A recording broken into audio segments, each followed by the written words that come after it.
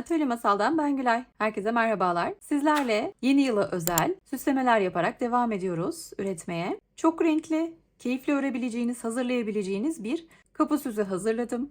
Bu videoda sizlerle yuvarlak alt zemini nasıl yapacağımızı göreceğiz. Motiflerle ilgili çalışmaları daha önceki videolarımda paylaşmıştım. Şu şekilde keseler üzerinde kullanmış olduğumuz motiflerden alıntıladım. Çam ağaçlarımızı kullanacağız. Noel Baba figürünü kullanacağız. Bir şeker kamışı ve zille de detaylandırdım.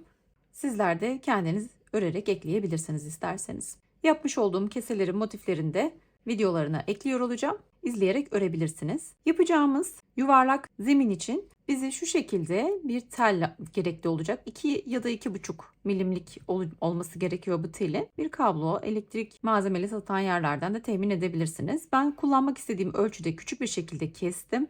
Yuvarlak hale getirdim. Bunu birleştireceğim ve üzerine modeli nasıl çalışacağız göstereceğim. Bir tane elektrikçi bandı ve az miktarda da kullanmak istediğiniz renklerde ipler tercih edebilirsiniz. Bakın bu şekilde arka bir zemin hazırlayacağız. Öreceğiz. Ben 4 renk kullandım. Kahverengi tonlarda bir ip, beyaz ve 2 tonda yeşil kullandım. Siz de yakıştırdığınız renkleri seçebilirsiniz. Videoma geçmeden önce kanalıma henüz abone değilseniz ücretsiz abone olabilir. Üye olarak da kanal ayrıcalıklarından yararlanabilirsiniz. Bildirimlerinizi açmayı unutmayın. Hadi o halde hazırsanız örmeye başlayalım. Evet, öncelikle telimi şu şekilde birleştirerek ben hazırlayacağım. Şöyle birleştireceğim.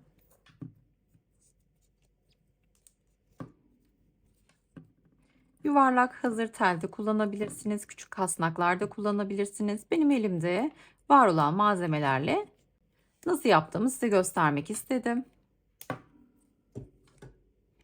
Siz de bu şekilde artık malzemeler, hatta plastik kapakları keserek kenar kısmını da kullanabilirsiniz. Şimdi bu yuvarlak parçanın üzerinden örmeye başlayalım. Evet, kahve tonlarında, hatta griye yakın bir renk. İpimi alarak başlıyorum. Şöyle ipimi alıyorum, kilitliyorum. İpim ince kalınlıkta bir ip. 2 numara tığ kullanacağım. Pamuklu iple örüyorum. Ben istediğiniz türdeki iplerle örebilirsiniz. Bakın alıyorum. Etrafından geçiriyorum telin ve sık iğne olarak birleştiriyorum. Alıyorum, etrafından geçiriyorum. Sık iğne ile birleştiriyorum. İpimin ucunu da örgümün içinde yürütüyorum. Şöyle başını bir sıkıştırıyorum. Bu şekilde ilerletiyorum.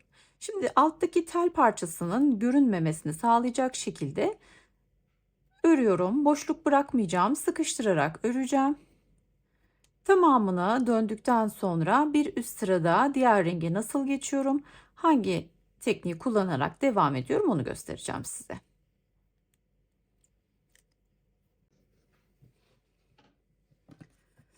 Şimdi dönüp geldikten sonra birleştirme yapacağız. Son yaptığım sık iğneyi şöyle açıyorum.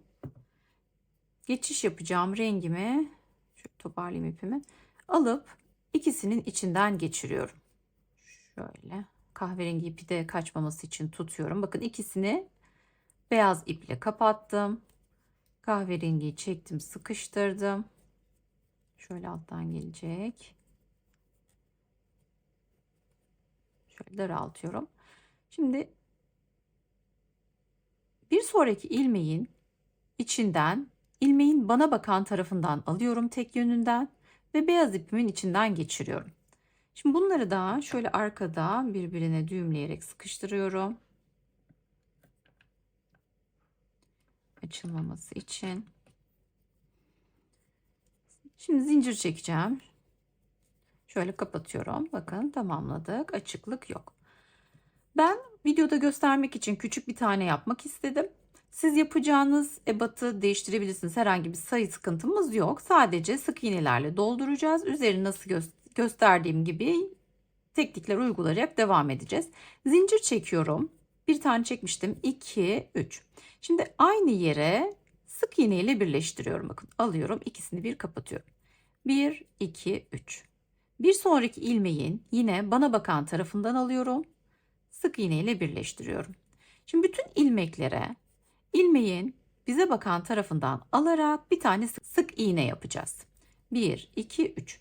3 tane sık iğne çekiyorum. Büyük yapmış olduğum kapı süsünde de aynısını yaptım. İsterseniz siz bu küçük için 2 de belirleyebilirsiniz. Ben yine aynısını göstereceğim size. Şimdi bütün hepsine atlamadan yapacağız ki burada böyle bir fırfır görüntüsü birbirinin üzerine geçerek devam etsin. Bir beyaz çizgi oluşsun istiyorum. Arkada da diğer ilmeğimiz var. Beyaz iple örerek tamamlayalım. Arka ilmekten alarak nasıl öreceğiz onu anlatacağım size. Beyazla tamamladıktan sonra arkada kalan ilmeklerden alarak şimdi koyu renkli yeşil ipimle örmeye devam edeceğim. Öncelikle ipimin ucunu alıyorum. Şöyle düğümleyerek bir sabitleyeceğim. Bu ipimi de içeride yürüteceğim. Şimdi aynı yerden ipi sabitlediğim yerden şöyle giriyorum. Bir tane ilmek oluşturuyorum.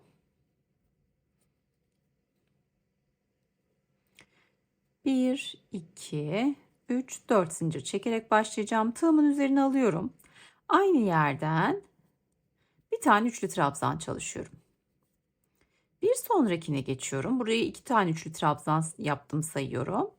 Bir sonrakinin içerisine de yine 2 tane üçlü trabzan yapıyorum.